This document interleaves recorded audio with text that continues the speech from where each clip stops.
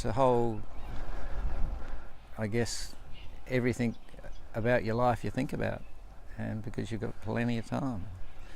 And that black strip of road kind of never ends. It's interesting, isn't it? You get to think about just about everything. Your work, your life, what life means to you and what work means to you, and the open road, and you know what Australia is, beautiful country. 1.6 million pedal strokes, 28 days and 2,500 kilometres.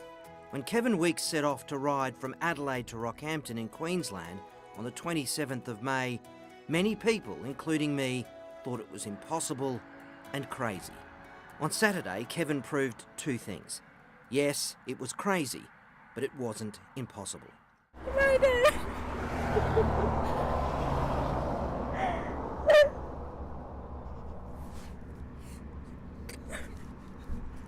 She'll be happy. It's all over. Riding into Rockhampton, Kevin's completed almost the equivalent of 3 tours down under, or just 500 kilometres short of the world's most gruelling bike race, the Tour de France. Only difference is, there's no peloton to cruise behind and no open roads cleared of traffic. Kevin isn't a professional athlete with a team of coaches or doctors. He's 67, has Parkinson's disease, had world-first brain surgery in December and another operation in May. The sore bum was part of the fact that I'd had a cyst removed from my groin 4 weeks before the ride, and I had a double hernia operation, so I was a little bit underdone when I started. Why do it is the question most people have tried to understand. Kevin will tell you it was to get the concentrated gains cycling provides Parkinson's sufferers, as it helps produce dopamine, and to raise money for a cycling centre for Parkinson's SA.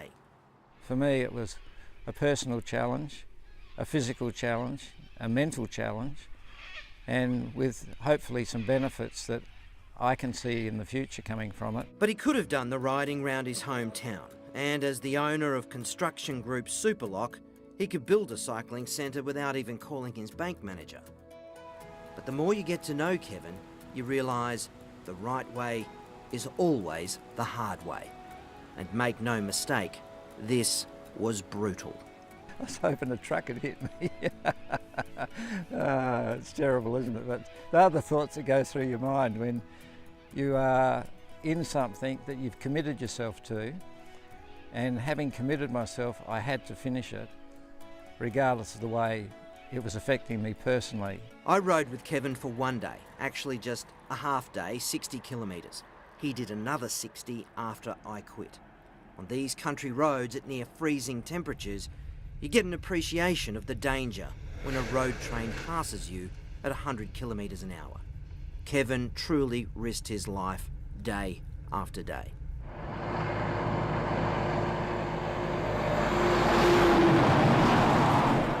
When you're in the lovely camper van and you're tucked up in bed and it's warm and cosy, and at 6 a.m. you've got to get out and go into what was in some cases below freezing temperatures on the bike and face that black bitumen and the roughness of the road. It's a bit soul destroying, have to do that day after day. Riding into Rockhampton on Saturday morning, Kevin's achievement was worthy of a brass band welcome. But that's not how he does things. At the end, just one person, Val, the woman who has been by his side since they met at 14 years of age and married at 20. She drove every kilometre with him in her van. Unbelievable. Are we really here? If it wasn't for Val, my wife, I probably would have, I may not have continued, because Val just said, take one day at a time, as she always has. And the same with PD. She just said to me, just take one day at a time, just don't think about it, just do one day at a time. And there's enough problems in the one day to worry about rather than trying to think about the future. There was a few times that when he came into the truck, into the RV rather, he'd lay up on the bed and I'd stretch his legs out for him, and he'd be laying on the floor in the RV, stretching. But it wasn't all pain and misery. Along the way he was spurred on by the people he met. fantastic people in caravan parks that have come up with donations. Kevin may have helped his Parkinson's, it's too early to tell. But one thing is certain, the man who left Adelaide a month ago is not the same man coming home. I think now Kevin is starting to, as you said, smell the roses, look around. Because to realise what's possible, you have to attempt the impossible. I believe that things will change in my life from here on.